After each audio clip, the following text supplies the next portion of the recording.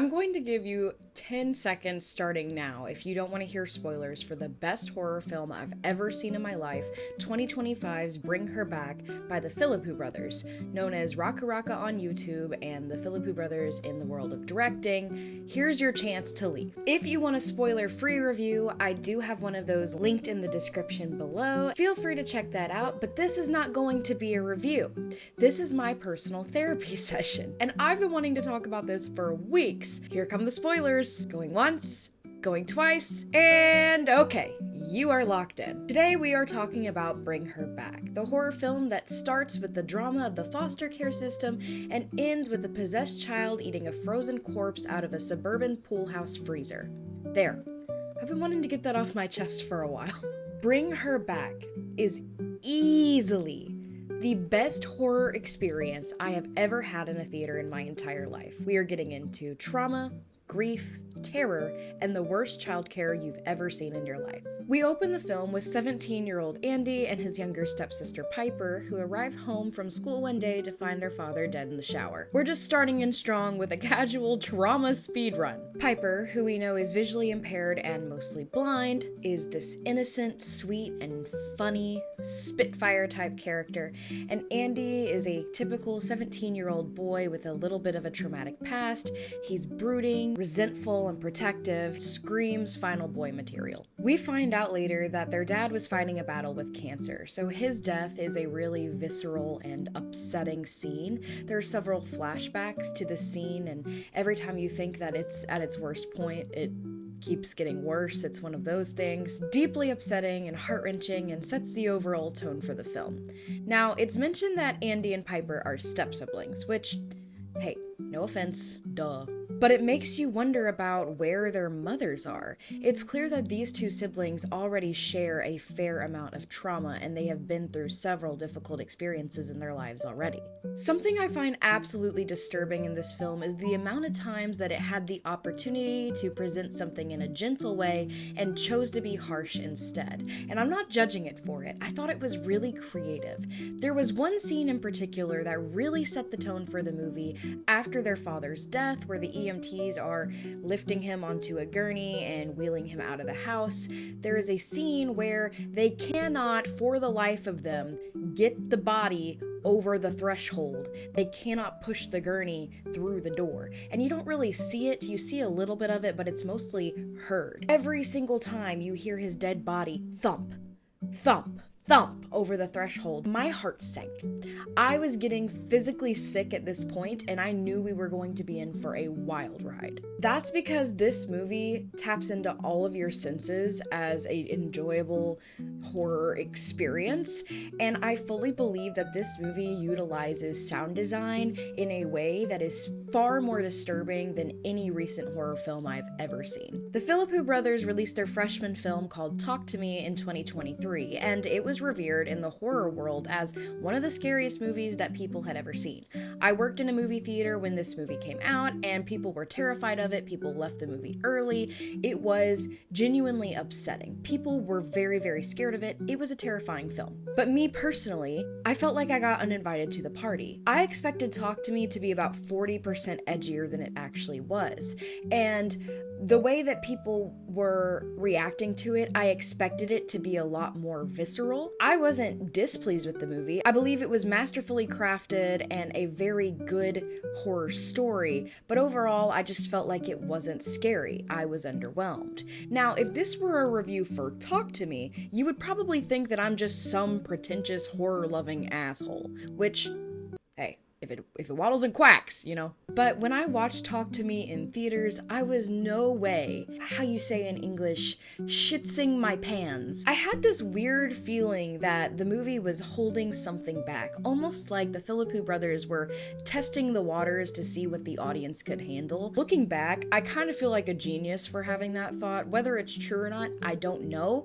But what I do know is that Bring Her Back was everything I have been craving in horror since I first watched my first horror movie as a kid.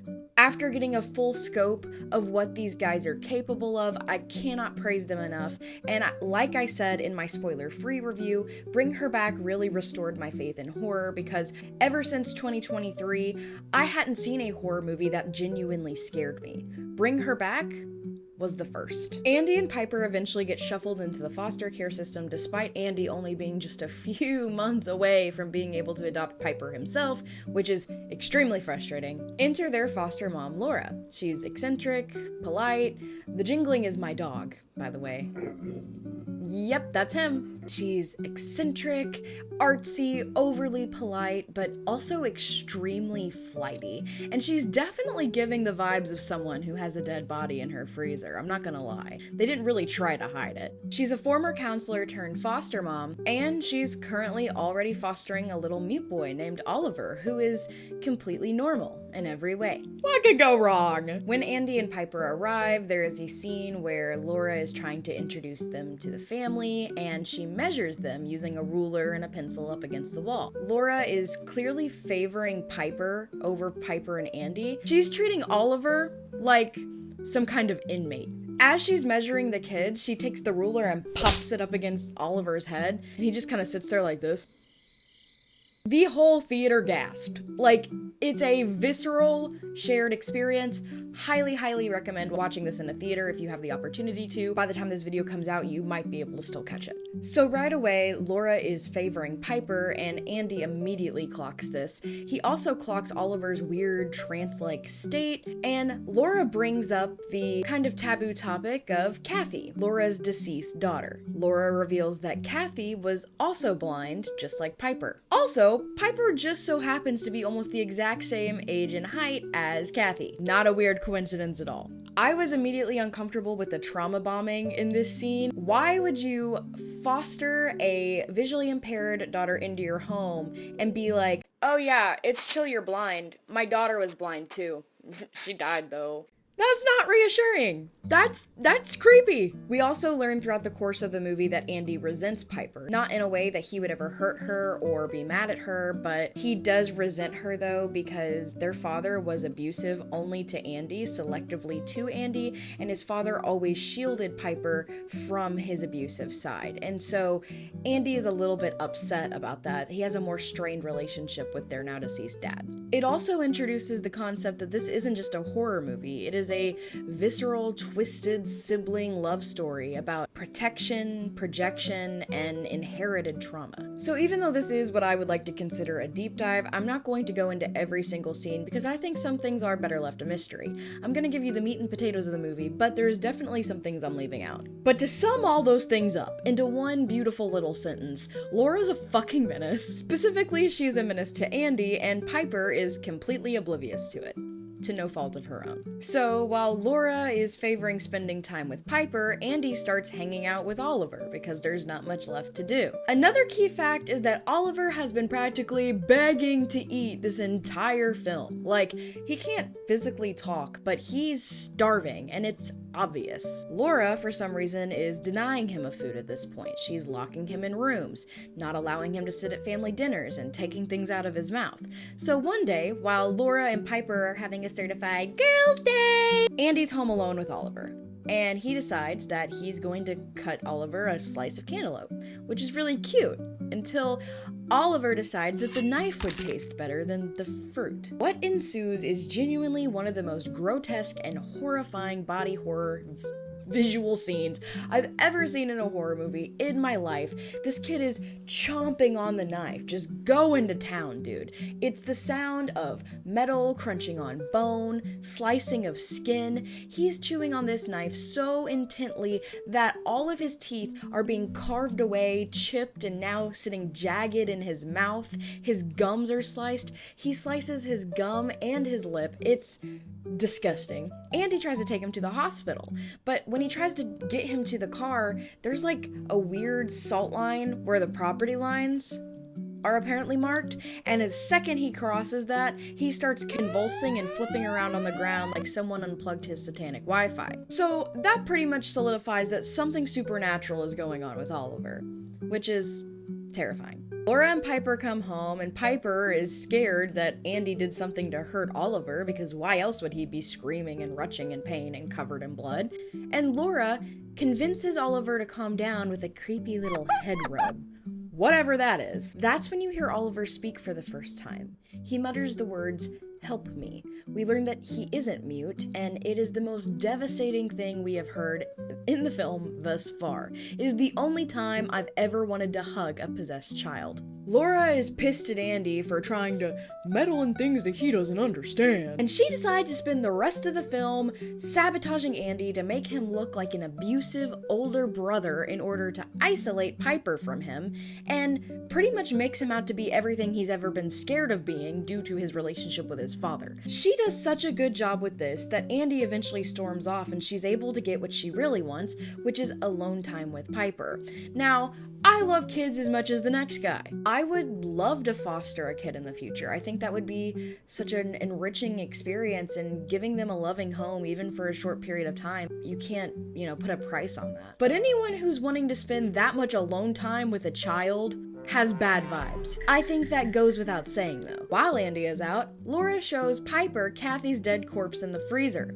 Yeah, like she's leftovers or something. That's right. We find out that Laura had kept her daughter's dead body in the freezer for God knows how long, and she forces Piper to touch it. She puts Piper's hands on the dead body and says, "Hey, I want to show you something." And Piper's kind of like, "Hey, whoa, what the fuck is this?" That's when Laura drops the most ominous scene in the entire movie and says, "Meat. It's just meat." Ew, ew, ew, ew, ew. I don't even know how to unravel all my thoughts about this. I was practically doing backflips in the theater trying not to have a meltdown. It was very, very scary. Not gonna lie. This is where the real horror starts to become apparent. Laura has been following mysterious occult instructions from a VHS tape. Not a YouTube video, not a Facebook tutorial, not Reddit. A VHS tape. Where'd she get it? We don't know. And the tapes are, I think, in Russian, but I am intensely American, so I don't really know. But these tapes look like a snuff film, okay? And they are demonstrating how to resurrect her daughter using a sacrificial vessel, a corpse buffet, and the spirit of a demon. Really put the word demon in demonstration there, huh?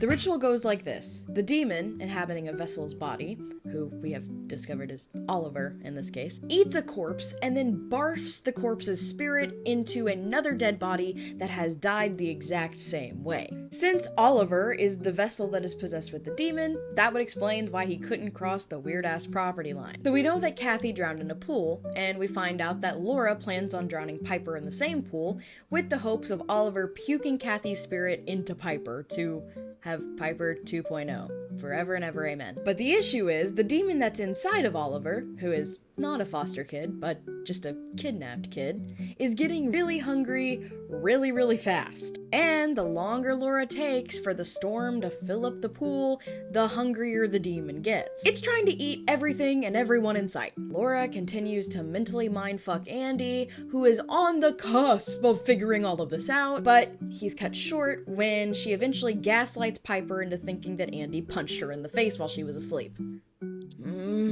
When Piper chooses to believe Laura over Andy, Andy decides to take matters into his own hands, and he storms off and drives to the Australian equivalent of the DHS or CPS office. He goes to tell his caseworker that Laura is abusive and abusing Oliver, when at the office he finds a missing person flyer for the kid who is Oliver, who's apparently named Connor Bird. He uses the flyer as evidence to prove his point when he and his caseworker Wendy decide that they're gonna go on a house call.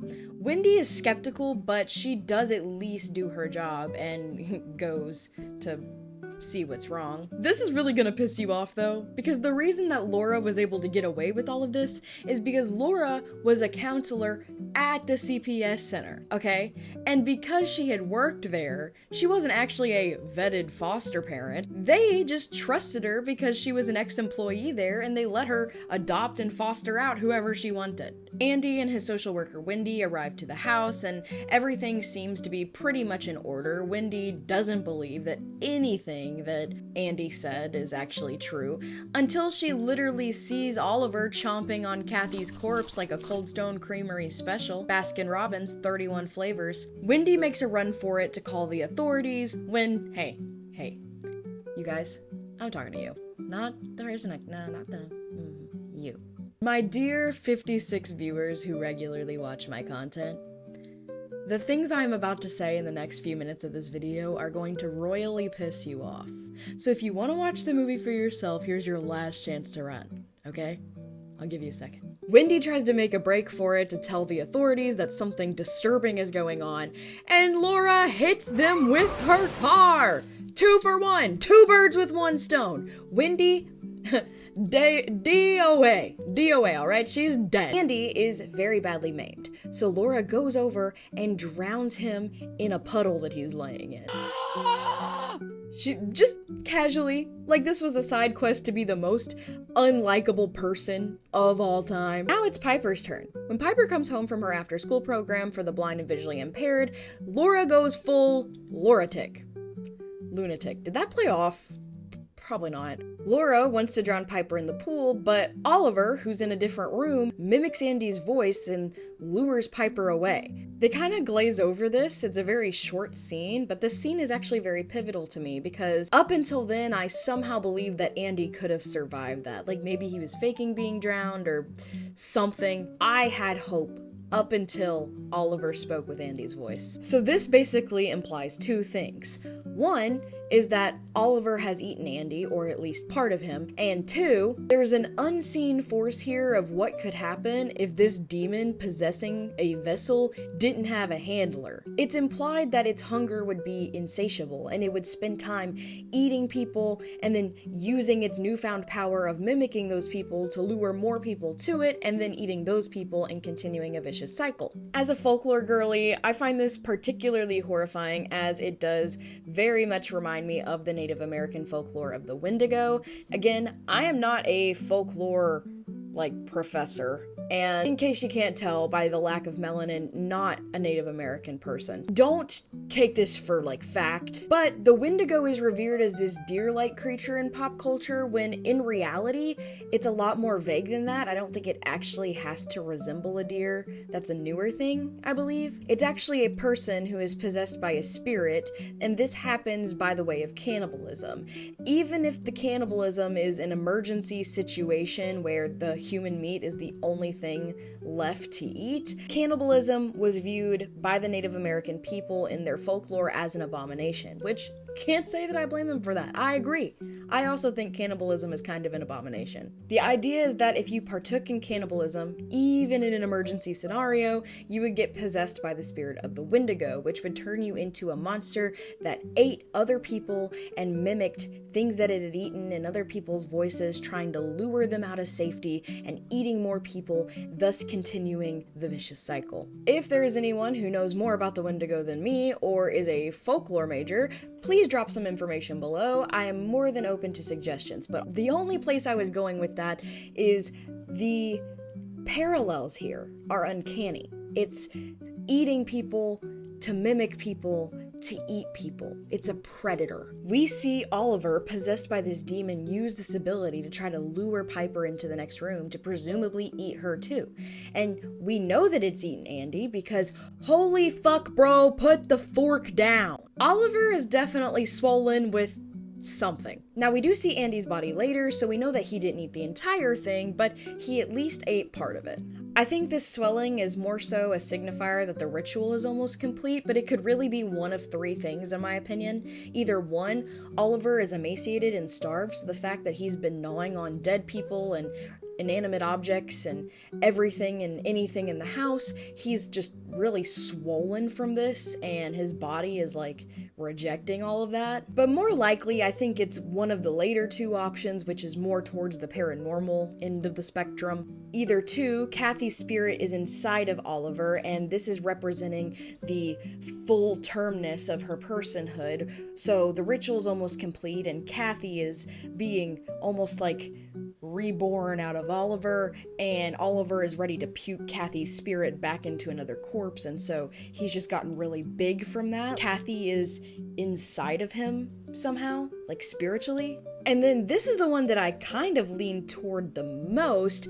We know that Laura has been restricting food from Oliver, but she hasn't been really doing a good job. Oliver has been eating every single thing that he can get his hands on, eating corpses, eating himself, eating knives, dumping leftovers into the floor, eating everything, even taking a bite out of the countertop, okay? This guy's been eating like crazy. And since he is possessed with a demon, I think this could also represent the literal demon inside of Oliver, and the reason that you had to keep him hungry is because the food gives the demon strength and the demon gets larger inside him. Now that's my personal theory. It could be wrong, okay? It's kind of up to interpretation. Drop your opinions in below. I'm very interested to see what you guys think his bloating is contributed to.